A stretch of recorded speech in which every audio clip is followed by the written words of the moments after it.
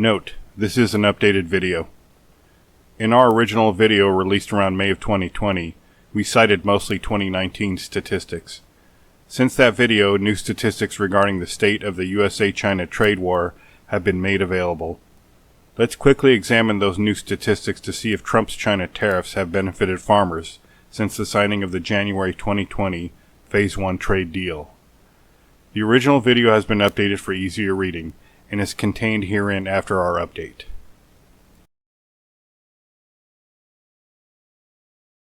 Soybean exports to China are way down for 2020.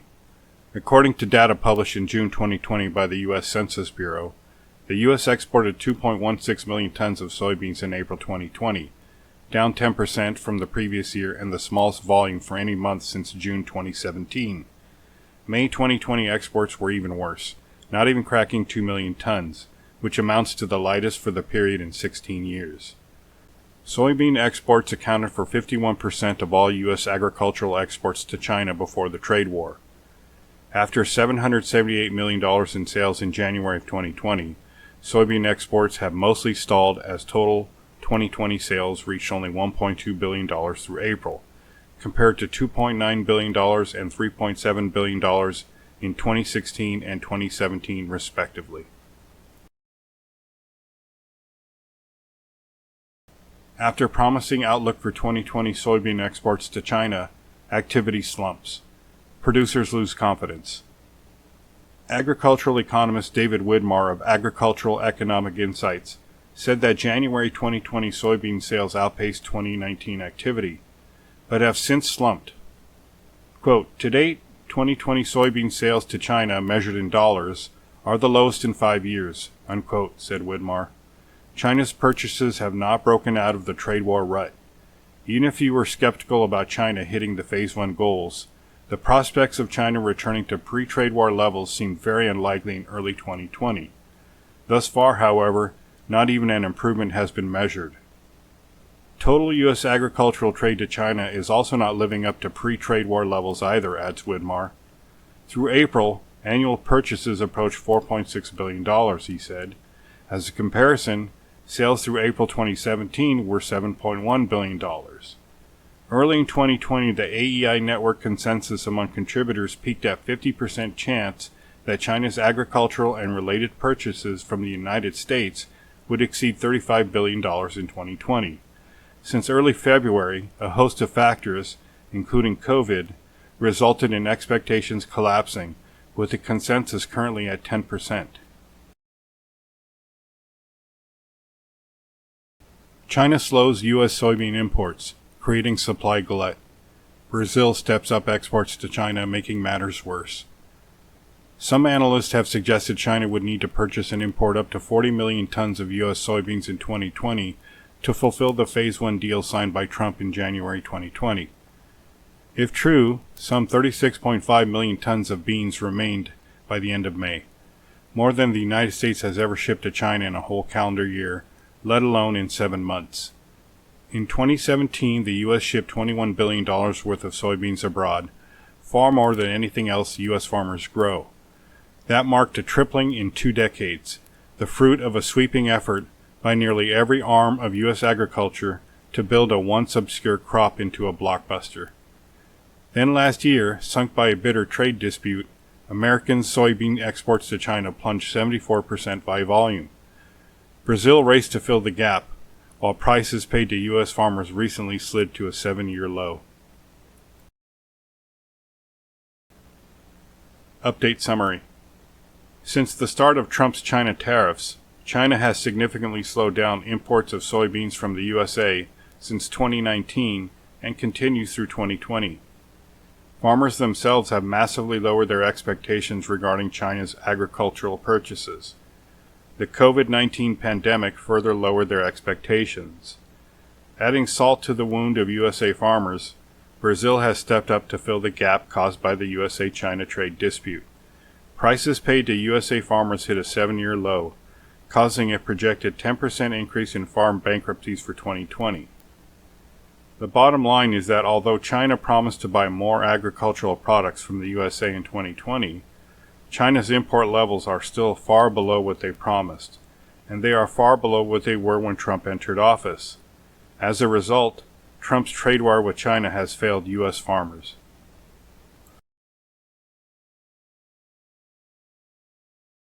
Now let's start our original video that was posted in May of 2020. First, let's quickly examine some statistics regarding soybean export volume, farm income, and farm bankruptcies. 40% of the January 2019 soybean volume was shipped to top buyer China, which is below the 2014-2018 average of 62%. March 2020 USDA data shows 3.2 million tons of soybeans shipped in February, which would be a 14-year low for the month. The USDA projected net cash income for 2020 has so far totaled $89.9 billion, down 2% or $2 billion from 2019. If realized, the remaining net cash income would be the second lowest over the last decade, behind only 2016's $88.4 billion and $18 billion below the 10-year average. Data from the U.S. courts reveals that for the 12-month period ending September 2019, Chapter 12 farm bankruptcies totaled 580 filings, up 24% from the prior year and the highest level since 676 filings in 2011. Now let's hear from farmers across the nation regarding their views on the impact of China tariffs and how they feel about President Trump. We've dealt with declining prices before, but it hasn't lasted this long before, Katie Schultz says as she walks through the barn at Trifecta Farms, the 400-cow dairy farm she owns with her two siblings just outside of Fox Lake. The U.S.-China trade war added insult to injury during a difficult period for farmers, she says. It was already not great times and not great prices. I won't sugarcoat that. We struggled. We struggled with everyone.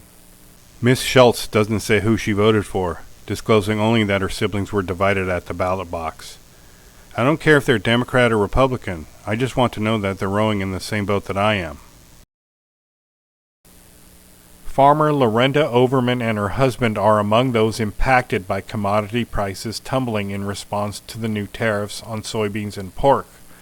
They own a farm in Goldsboro, North Carolina, where they raise hogs, soybeans, and more, much of it now targeted in the mounting tariff fight. Overman estimates it could end up costing her hundreds of thousands of dollars in income over the next year. This month, after exhausting their credit, Miss Overman and her husband had to borrow on their life insurance to pay the bills. I'm feeling more like this short-term pain is already long-term pain, she said. We need some stability. We need some action, and we need it now. North Dakota wheat farmer and vice president of the North Dakota Farmers Union, Bob Koylan, provided a dramatic example of the trade war's effect on American agriculture, citing $400,000 in losses since Trump took office. Trump is ruining our markets. No one is buying our product no more, and we have no markets no more. A farmer of 40 years standing, Koylan did not vote for Trump in the last election. If he doesn't lose 100% of it from the farm belt, then people are kind of crazy because this is not going well for farmers at all. I mean, some of them are trying to be faithful. They made that decision and voted for him, but I would have to say in the back of their minds they are just not very happy right now. Pennsylvania farmer Richard Byrd of Fayette County has about 600 acres of soybeans, and a good portion of those beans end up in China. Regardless of whether the beans stay home or go overseas, Byrd says he gets the same price. That price dropped dramatically as soon as China imposed tariffs on farmers in response to President Trump's tariffs on steel. We went from $10.30 a bushel down into the $8 and eventually the $7 range, Byrd said. It's just been absolutely horrible. In 2018, Pennsylvania farmers shipped $354 million worth of products to China, a 14% drop from 2017. There was another 35% drop in the first quarter of 2019.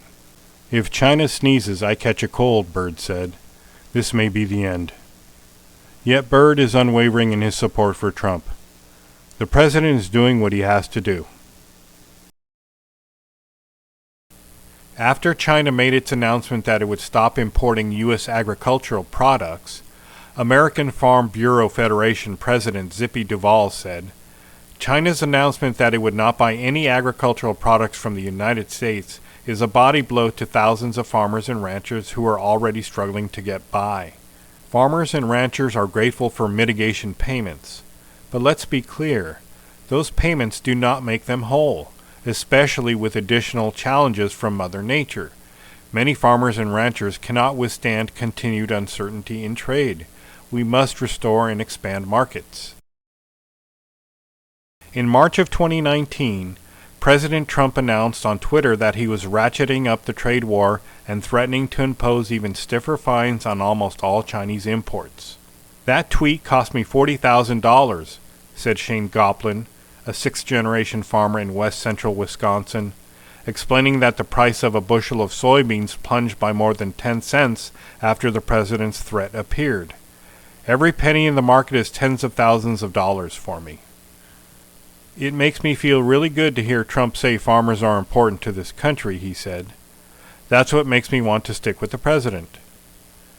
And while he hopes the trade fight is settled soon, he doesn't think trade is the silver bullet that is going to solve the farmers' problems. Trump abruptly escalated tariffs on $200 billion of Chinese goods in March 2019 and opened the door to even more, prompting Beijing to hit back by raising the tariff rate on $60 billion of U.S. items.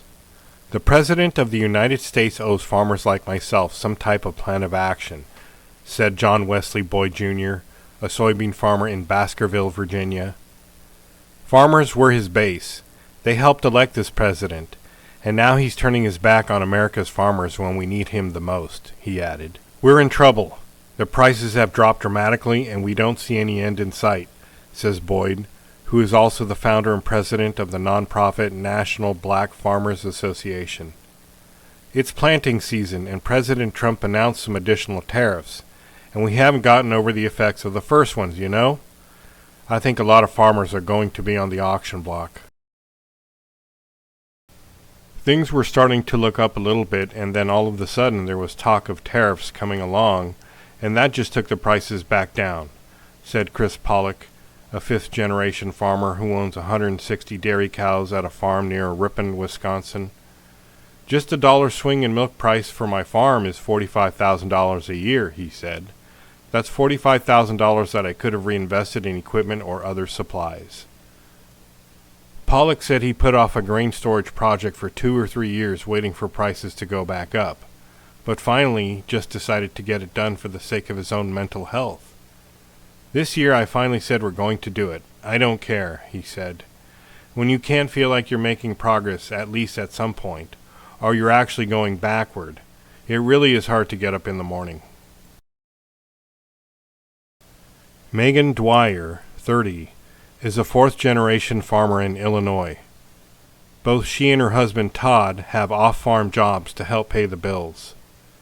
Our day begins at 4:30 a.m. with cattle chores, hopping in tractor cabs, checking fence lines, baling hay, making sure cows have water and plenty of grass, she says of their 700-acre operation that grows corn, soybeans, and alfalfa, as well as beef cattle.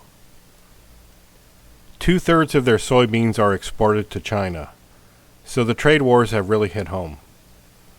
To me, that's the biggest concern and scary part is that the longer this drags on, they're finding a new market, and how we get that relationship back is troubling, she said of Chinese soybean buyers. Dwyer voted for Trump, and despite the uncertain climate, she says she'd vote for him again. Agriculture, she admits, has become an easy target for retaliation. China knows that this is a big industry and commodity for the U.S., and so it's an easy push-button back. And it's unfortunate. But I also don't feel like I'm blaming the president for my situation, she said. Ohio soybean farmer Christopher Gibbs said the trade spat meant he would not vote for Trump again. He told CNBC, "I was a Trump voter. I voted for the president, but he certainly hasn't come through. He has lost on trade." He criticized Trump for taking all our markets away from us, and that it's kind of like telling all of America to throw away all its 401k plans. "I'm not going to vote for the president, and I'm on record for saying that," says the former Republican county chairperson. "I don't believe it until the crops are on the boat. This is deja vu all over again," he says about Trump's claims that China will make $40 billion to $50 billion worth of agricultural buys. He's done that before. Somebody has to speak truth to power a little bit, he says. "We're certainly hoping that this trade dispute is temporary," said Brian Watkins, a 56-year-old farmer from Kenton, Ohio, who farms about 8,000 acres of corn and soybeans. "If it carries on, if it goes on long enough that the countries find alternate sources, that they encourage production in other places, you know. Once those investments are made, then that competitive environment changes. Then all of a sudden we're in a very oversupplied situation," he warned. "We've seen somewhere between a 10 and 20% price drop off our gross sales. And which, you know, given the profit margins we have, that's enough to take a majority chunk out of our profits right there," said Watkins. Roger Johnson of North Dakota, president of the National Farmers Union, the nation's second largest general farm organization, said that Trump's latest tariffs would hurt American farmers, a large part of his own voter base. Trump announced in a tweet that he would be stepping up tariffs, adding 10% on top of the already 25% tariff on Chinese goods. Markets plunged on the news. "Trade policy is not a game. It has real and serious consequences for rural America," said Johnson, adding, "Immediately after Trump tweeted his tariff threats, already low commodity prices slipped yet again. But the long-term implications for our country's reputation as a reliable trading partner are likely to be even more damaging. It may take President Trump just a few minutes to write 280 characters, but family farmers and ranchers could be dealing with the fallout for decades to come," Johnson said. Iowa farmer Tim Bardole survived years of low crop prices and rising costs by cutting back on fertilizer and herbicides and fixing broken-down equipment rather than buying new. When President Donald Trump's trade war with China made a miserable situation worse, Bardole used up any equity his operation had and started investing in hogs in hopes they'll do better than crops. A year later, the dispute is still raging and soybeans hit a 10-year low. But Bardole says he supports his president more today than he did when he cast a ballot for Trump in 2016, skeptical he would follow through on his promises. The significant financial harm done to soybean farmers will not be undone with the signature of a Phase 1 trade agreement, Iowa Soybean Association President Tim Bardole said in a December news release.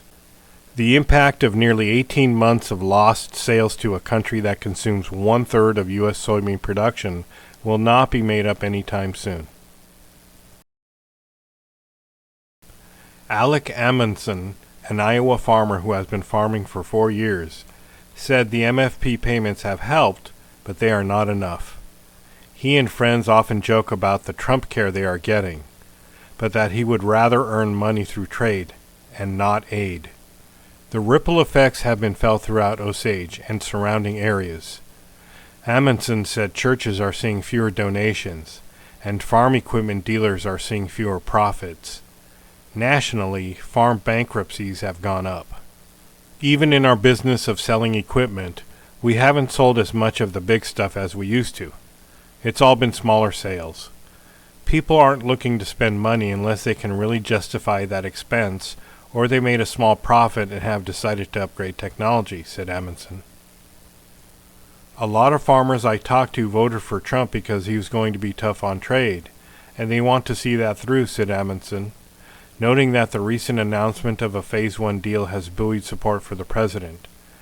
There were also a lot of people within the last couple of years who've said, you know what, maybe we should have stayed out of this trade battle.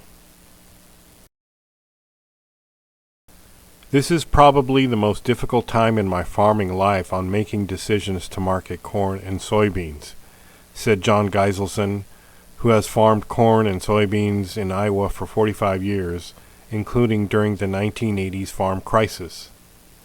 Geiselson said he was flabbergasted by how many people still support Trump, despite their finances taking a direct hit due to the trade war.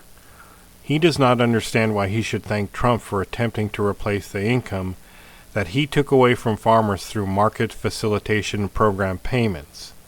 Geiselson said he also often tells fellow recipients to consider what that money was otherwise earmarked for. Tariffs have crippled us and will cripple us for years, said Geiselson. At that time, trade negotiations were moving along, and it wasn't looking that bad, said John Heisdorfer, an Iowa farmer and chairman of the American Soybean Association. Instead, China's 25% tariff on U.S. soybeans remains in place and trade tensions are rising. Beijing announced in August 2019 that Chinese companies would stop buying all U.S. agricultural products. For 30 years or longer, farmers have put money into trade and the federal government has done it too, Heisdorfer says. And yet with the swipe of a pen the trade is gone. The timing is so bad. McKenna Green, 18, says she is not going anywhere. As the sixth generation to grow up and live on her family's row crop farm in east central Illinois where they grow corn and soybeans. A member of the FFA and a dedicated farmer, Green has been closely watching the tariff wars over the past few years.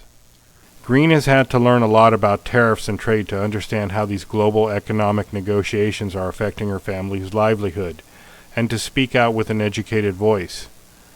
When China raises their tariffs, it costs more money to market a product to China and vice versa. In reality, nobody wants to pay that extra money, which in the end closes off the market, notes Green, who stresses that she agrees with President Trump's trade approach, but not his timing in an already fragile agriculture economy. Right now, the prices are so bad that many farmers are not even making their break-even prices, meaning they are losing money on their crops. Farmers are struggling, big time. In the beginning, the idea that we would get better prices and deals for our exported goods was something that many farmers in my area believed could be a good thing. At this point, though, farmers are losing hope. Joel Greeno, 52, grew up on a dairy farm in Monroe County in west Wisconsin. It was pretty much assumed he would continue the family tradition, he says. In 1990 he did, buying a 160-acre dairy farm and 48 cows of his own. But after 20 years of business, staring down economic ruin, he was forced to sell. It was just excruciating, he says. Tariffs only hurt us. There was no thought process whatsoever.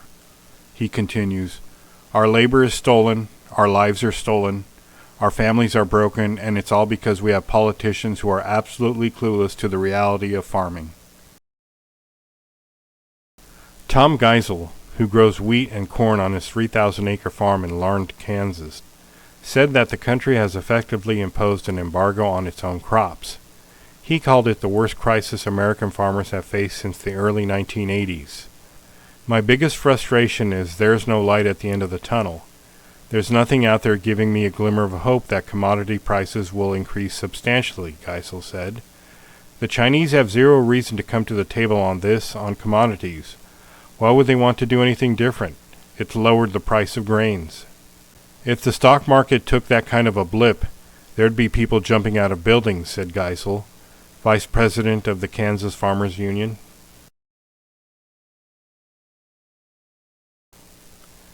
San Diego, California dairy farmers are feeling the effects of the trade war with Mexico that started when President Donald Trump imposed tariffs on Mexico's steel and aluminum. In retaliation, Mexico in June imposed a series of tariffs on U.S. goods, such as pork, apples, potatoes, bourbon, and different types of cheese. Cheese requires thousands of gallons of milk to produce. The economic effect for local dairy farms has been brutal. The market in the last 2 weeks of June dramatically dropped, Frank Conan, owner of Conan Dairy, said.